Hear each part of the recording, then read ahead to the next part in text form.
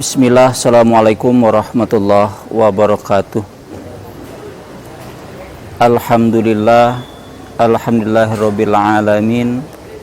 Alladzi ja'alal jannata ma'wan li ibadihi sholihin walladzi ja'alan nara ma'wan li ibadihil munafikin. Asyhadu an la ilaha illallah wa asyhadu anna Muhammadan abduhu wa rasuluh.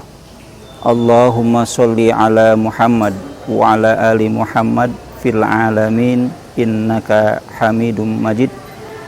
Faqad qala Allah Ta'ala fil Qur'anil Karim wa huwa asdaqul qailin. A'udzu billahi minasy syaithanir rajim.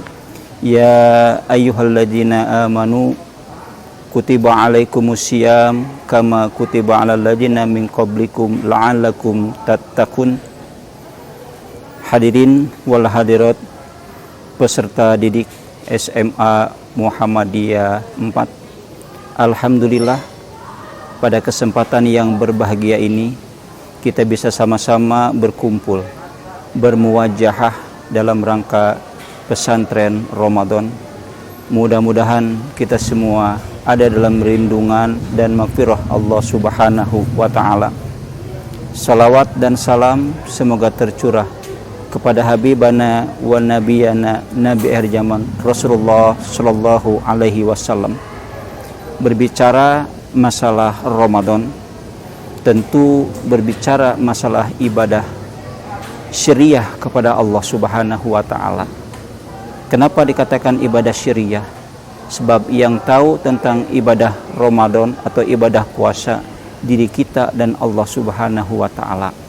Maka disinilah urgensinya, pentingnya aktivitas ibadah saum yang harus dilandasi dengan niat karena Allah Subhanahu wa Ta'ala, niat yang betul-betul ikhlas melaksanakan perintah yang telah Allah gambarkan dalam Al-Quran surah Al-Baqarah 183. Anak-anakku yang berbahagia, ada 3 peristiwa yang harus kita kenang ketika berbicara masalah sejarah pada bulan Ramadan.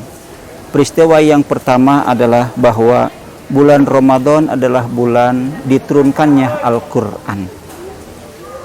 Bulan Ramadan adalah bulan yang diturunkannya Al-Quran sebagai hudan lil muttaqin, petunjuk bagi orang-orang yang beriman, petunjuk bagi orang-orang yang bertakwa.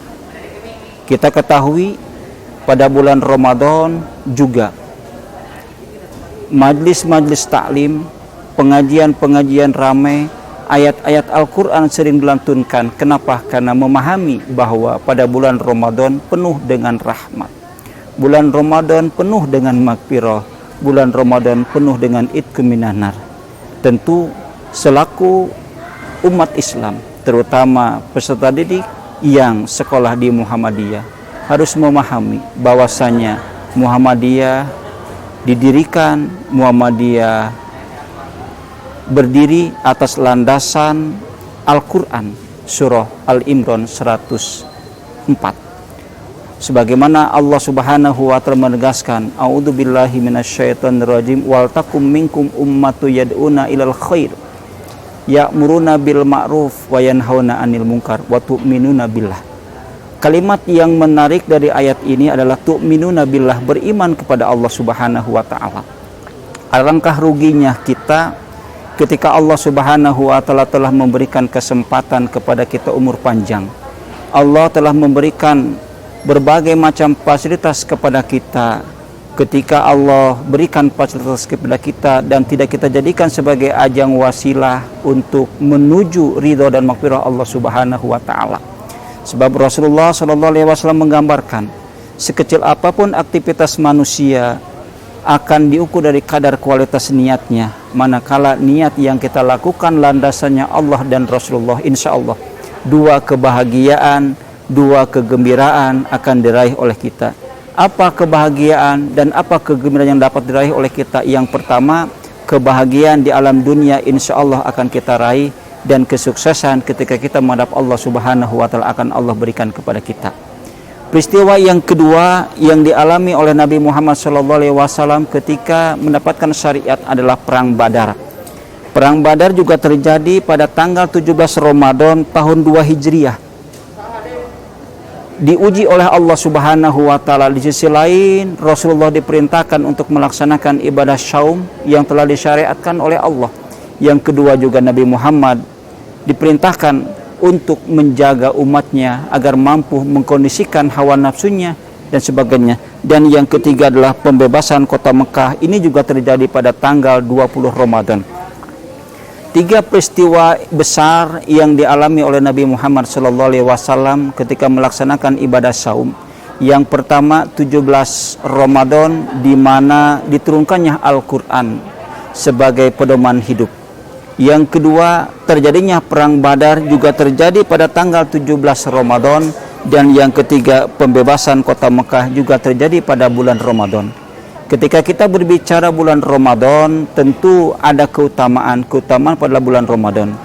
Keutamaan yang pertama adalah bulan Ramadan diturunkannya Al-Quran. Yang kedua, bulan Ramadan dikabulkannya doa. Bulan Ramadan adalah bulan yang penuh dengan ampunan. Dan bulan Ramadan adalah bulan yang penuh dengan keberkahan. Juga bulan Ramadan dibukanya pintu surga dan ditutupnya pintu neraka. Dan juga bulan Ramadan ada malam 1000 bulan. Kita pahami bahwasanya bulan Ramadan merupakan bulan rahmat.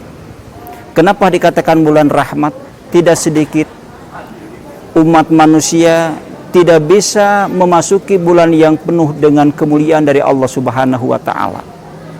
Bulan Ramadan adalah bulan magfirah karena Allah Subhanahu wa taala telah memberikan kesempatan kepada kita untuk menyambut bulan Ramadan dengan penuh keberkahan, menyambut bulan Ramadan dengan penuh kebahagiaan, menyambut bulan Ramadan dengan penuh suka dan cita untuk semata-mata mengharapkan ridha dan maghfirah Allah Subhanahu wa taala.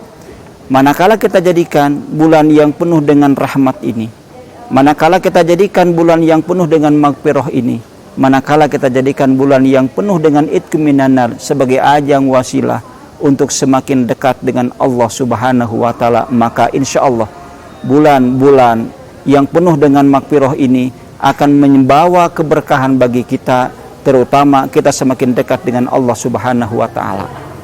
Anak-anakku, alangkah ruginya kita ketika Allah Subhanahu wa taala telah memberikan kesempatan kepada kita umur yang Allah berikan kepada kita.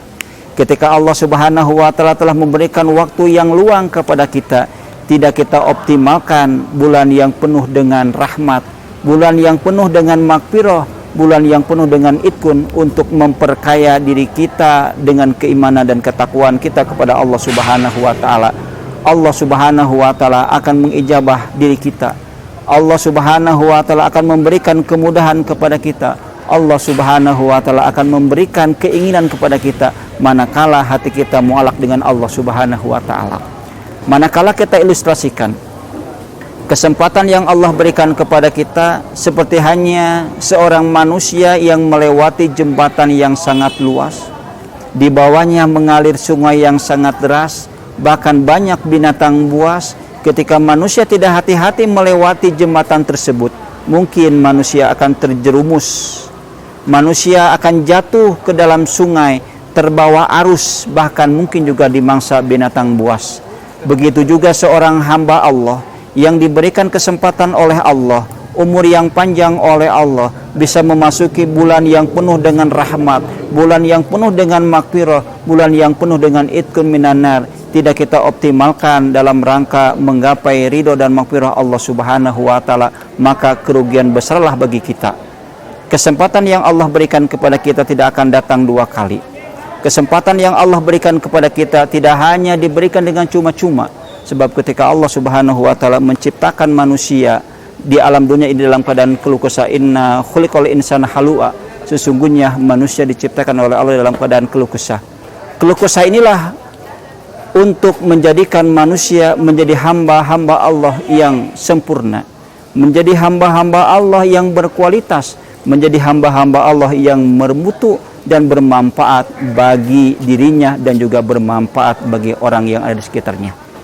Rasulullah SAW mengatakan, khairun nas man tola umruhu wasa amaluhu, sebaik-baik manusia adalah orang yang diberikan umur panjang oleh Allah, orang yang diberikan kesempatan oleh Allah, dan kesempatan umur yang Allah berikan dijadikan sebagai ajang wasilah untuk meningkatkan keimanan, kemaslahatan bagi dirinya dan juga kemaslahatan bagi orang-orang yang ada di sekitarnya.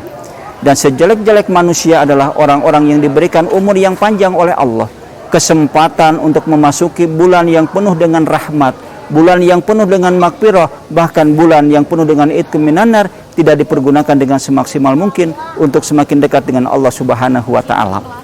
Maka kerugian besarlah bagi orang-orang yang tidak mempergunakan kesempatan yang telah Allah berikan. Secara garis besar, klasifikasi manusia ketika melakukan aktivitas di alam dunia ini bisa dikategorikan oleh Rasulullah menjadi 3 golongan. Golongan yang pertama, man kana yaumuhu syarrun min amsi fa huwa mal'un. Aktivitas manusia pada bulan Ramadan tahun sekarang lebih jelek dengan tahun-tahun yang telah lalu, maka digolongkan oleh Rasulullah orang-orang yang akan mendapatkan laknat Allah. Nauzubillah summa nauzubillah. Golongan yang kedua, waman kana yaumuhu mislu amsi fawal khosyir. Aktivitas hari ini, amal ibadah hari ini pada bulan Ramadan sama dengan aktivitas amal ibadah Ramadan yang telah lalu, maka digolongkan oleh Rasulullah orang-orang yang akan mendapatkan kerugian. Tentu orang yang memiliki prospek ke depan akan menjadikan Ramadan tahun ini menjadi Ramadan yang lebih baik dengan Ramadan sebelumnya, sehingga kita digolongkan oleh Allah, oleh Rasulullah, orang-orang yang akan mendapatkan keberuntungan. Beruntung di alam dunia yang sifatnya sementara, dan juga beruntung yang sebenarnya ketika kita menghadap Allah Subhanahu wa taala. Konsep yang harus tertanam dalam diri kita selaku peserta didik SMA Muhammadiyah 4, hari ini harus lebih baik dengan hari esok, dan hari esok harus lebih baik dengan hari ini. Manakala konsep itu tertanam dan tumbuh dalam diri kita, insya Allah kita akan menjadi hamba-hamba Allah yang berkualitas di alam dunia dan juga berkualitas di hadapan Allah Subhanahu wa taala. Kehidupan di alam dunia kita jadikan sebagai ajang wasilah. Kehidupan di alam dunia kita jadikan sebagai sarana untuk menuju kehidupan yang sebenarnya, yaitu kehidupan kedua ketika kita sudah menghadap Allah Subhanahu wa taala. Manakala dalam diri kita tumbuh seperti itu, insya Allah kebahagiaan, kesuksesan, dan kehidupan yang sedang kita jalani ada dalam ridho dan maghfirah Allah Subhanahu wa taala. Mudah-mudahan materi yang singkat ada hikmah dan manfaatnya, dan juga mudah-mudahan peserta didik mampu mengambil itibar dan pelajaran guna diterapkan dalam diri kita. Mudah-mudahan kita jadikan Ramadan sekarang menjadi Ramadan yang lebih baik dengan Ramadan sebelumnya, dan juga mudah-mudahan kita ada dalam lindungan dan maghfirah Allah Subhanahu wa taala. Terima kasih atas perhatiannya. Billahi taufiq wal hidayah. Assalamualaikum warahmatullahi wabarakatuh.